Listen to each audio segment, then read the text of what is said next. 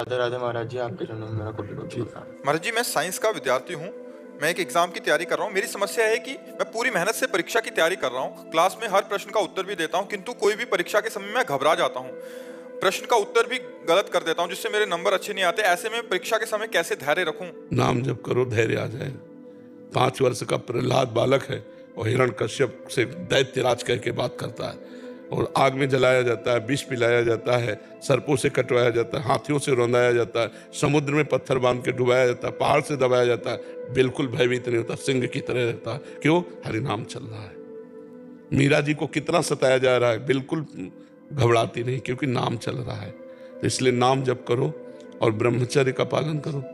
ब्रह्मचर्य में एक जोश होता है, एक उन्माद होता है, एक जिद्दी स्वभाव होता है। हारने का स्वभाव ही नहीं होता ब्रह्मचारी का।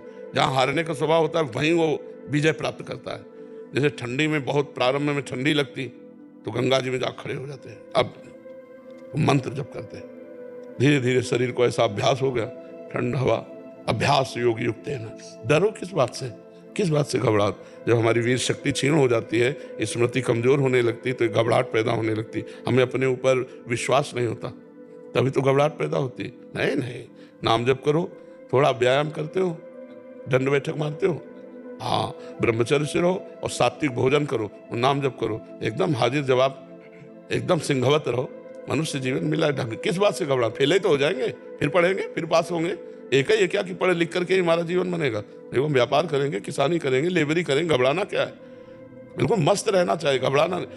बहुत याद करो, घबरा गए तो भूल गए। महाराज जी, बहुतों का प्रश्न है। हाँ, काफी जो बच्चे होते हैं पढ़ते हैं, वो मेन इंटरव्यू में या मेन परीक्षा में। हाँ, घबराने की क्या जरूरत है? पढ़े जो हमने पढ़ा लिखा है, अगर हम घबरा जाएंगे तो पढ़ा लिखा जो भी है वो भी भूल जाएंगे। इसे घबराने और इससे रोकने के लिए नाम जप की जरूरत है, ब्रह्मचर्य की जरूरत है, सात्विक आहार की जरूरत है, और अपने को स्वभाव को बदलने की जरूरत है। लूज स्वभाव नहीं रखना, एकदम कट्टरता से उत्तर देना। जितना आता है उतना उत्तर दिया, फेल हो गए, कोई बात नहीं, आगे फिर पढ़ेंगे। महाराज जी, उसमें 2 कारण बच्चे बताते हैं। वो कहते हैं कि एक तो 1 साल पूरी परीक्षा के लिए तैयारी की, दूसरा माता पिता का 1 साल पैसे लगे और फिर फेल हो गए, और समाज का और माता पिता। कुछ नहीं सोचना चाहिए, कुछ नहीं सोचना चाहिए। समाज क्या समझे?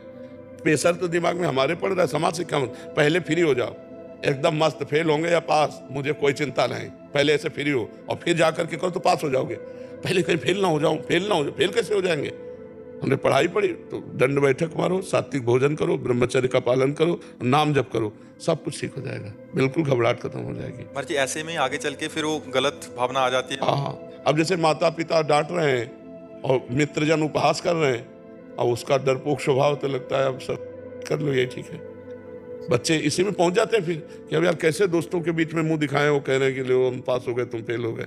माता पिता घर जाओ, देखो ना वो पास हो गया, इतना रुपया लगाया, वो बेचारा डिप्रेशन में बच्चा चला जाएगा, या तो फिर की सोच लेगा। ऐसे नहीं करना चाहिए यार। मनुष्य जीवन मिला है, बड़ा मस्त जीवन रखना चाहिए, इसमें नहीं कमजोरी नहीं लानी। हम कहते प्रमाद नहीं, प्रमाद और मस्ती में अंतर है।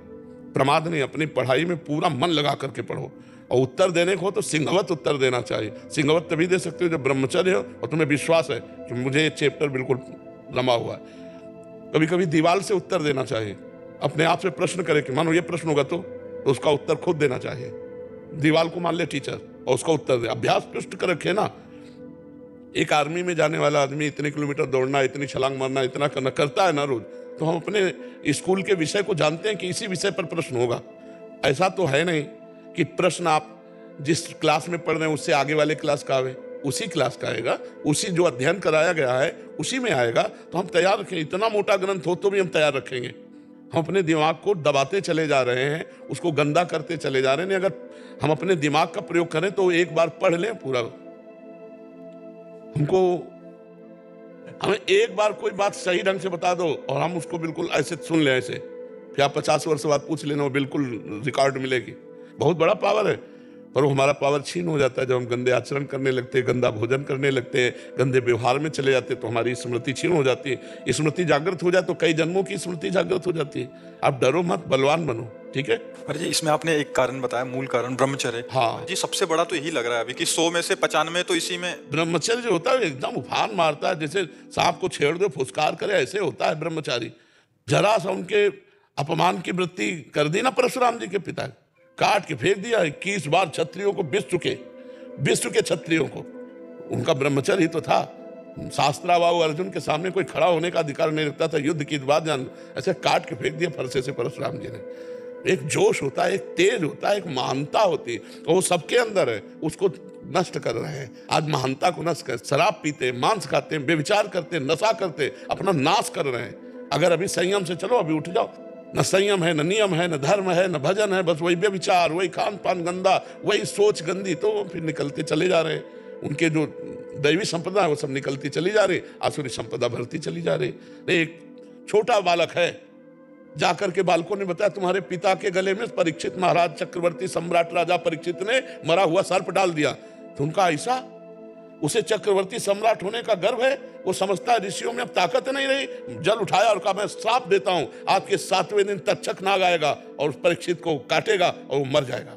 बालक थे श्रृंगी ऋषि, कोई ऋषि नहीं काट सका उनके वाक्य को। वो आखिरकार 7वें दिन सांप आया और काटा और महाराज का शरीर छूटा। भले सुखदेव जी ने श्रीमद् भागवत सुनाई उनके कल्याण के लिए, लेकिन सांप आया और काटा और उनका शरीर पूरा हो। छोटे छोटे बालकों में इतना तेज था।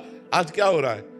आज हमारे बच्चे बॉयफ्रेंड, गर्लफ्रेंड, दलित दुराएं, नशा, इनमें सब फंसे। इस समय ब्रह्मचर्य का समय, पढ़ाई का समय कि गर्लफ्रेंड बॉयफ्रेंड का समय?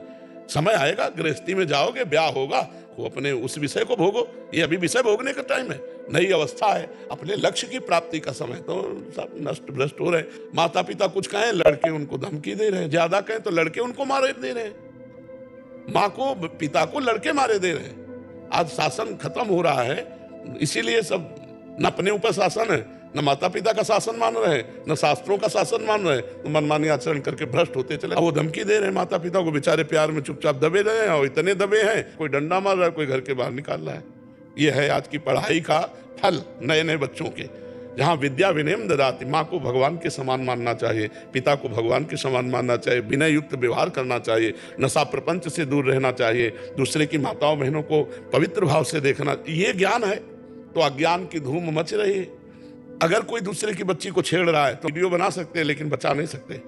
आज का समय ऐसा है, प्राण चाहे निकल जाए, कूद पड़ना चाहे। भेड़िए की तरह तुम्हारा स्वभाव हो गया है। जहां माताएं बहनें देखी, सोने की जंजीर देखी, खींच लिया, वो गिर पड़ी, वो ऐसे उपद्रव किए। ना कोई शास्त्र शासन मान रहा है, ना अपनी इंद्रियों पर शासन कर रहा है, ना माता पिता का। अच्छा, माता पिता भी एक सीमा तक डांट सकते हैं, अब बच्चे सयाने हो गए, क्या डांटे? तो हमें खुद समझना होगा, हमें खुद अपने मन और इंद्रियों पर शासन करना होगा। तो आप लोग जैसे नए बच्चे हो, अच्छे आचरण वाले बनो, डरने की जरूरत नहीं है। गंदे कामों से डरो, बुरे आचरणों से डरो, अच्छे आचरण वाले बनो। मर्जी एक और बात आपके संज्ञान में, मर्जी 10वीं 12वीं तक तो बच्चे माता पिता के शासन में रहते हैं, घर में रहते हैं। उसके बाद किसी कंपटीशन की तैयारी के लिए या इंजीनियरिंग या किसी भी आगे ग्रेजुएशन के लिए बाहर चले जाते हैं। वहाँ जाके उनका जो कुसंग होता है महाराज जी, ज़्यादातर वहाँ सिगरेट पीना सीख जाते हैं, वहाँ नशा करना सीख जाते हैं, वहाँ ऐसे बच्चों का संग होता है कि वो बिगड़ते बिगड़ते गर्लफ्रेंड बॉयफ्रेंड और ऐसे वातावरण में चले जाते हैं। फिर उनका पतन महाराज जी हो जाता है। वो मतलब अपने रिलैक्स करने के लिए सिगरेट, दोस्तों के साथ संग और ऐसा हो जाता है महाराज जी। वहां से उनका बिगड़ना बहुत बड़े स्तर पे, आज 80% 90% वहां से बिगड़ना शुरू होता है महाराज जी। 10वीं 12वीं तक तो फिर भी शासन में रहते हैं, फिर भी उसके बाद ज्यादा इनका। हमको तो ऐसा लगता है कि हमको खुद अपने जीवन को बचाना पड़ेगा। हमें कोई बचा सके ऐसी आशा मत रखो। अगर आप अपने को बचाना चाहोगे तो कहीं भी जाओ, आपको कोई नहीं गिरा सकता। और जब आप गिरना चाहोगे तो कहीं जाओ चाहे ना जाओ, आप अपने आप गिर जाओगे। अपने को मजबूत रखना, कोई नशा नहीं करना, और ये गर्लफ्रेंड बॉयफ्रेंड वाला जहर वाला भावना बहुत बढ़िया रहेगा। अब अभी नए नए बच्चे हैं, पढ़ाई में मन लगाओगे, गर्लफ्रेंड में मन लगाओगे? अरे जब दुल्हन आ जाए तो खूब मन लगाओ, नौकरी करो, और दुल्हन लड़का बच्चा हो, गृहस्थी में तो सब है ही है। तो थोड़ा 20-25 तक तो थोड़ा अच्छे बन जाओ, इसके बाद गृहस्थी में चले जाना, क्या परेशानी है?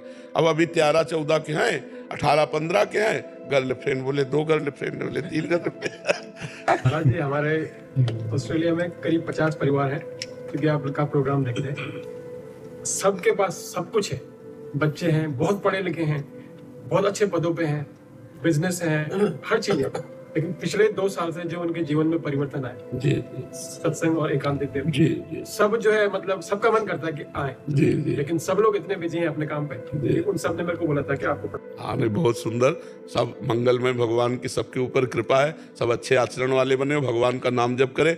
सकल भूमि गोपाल की है, सब भगवान की ही है। चाहे जिस राष्ट्र में रहते हो, अच्छे से रहो, भगवान का भजन करो, अपने धर्म को पहचानो, अपने धर्म की निष्ठा में रहो, कहीं भी रहो, तुम्हारा मंगल ही होगा। जी।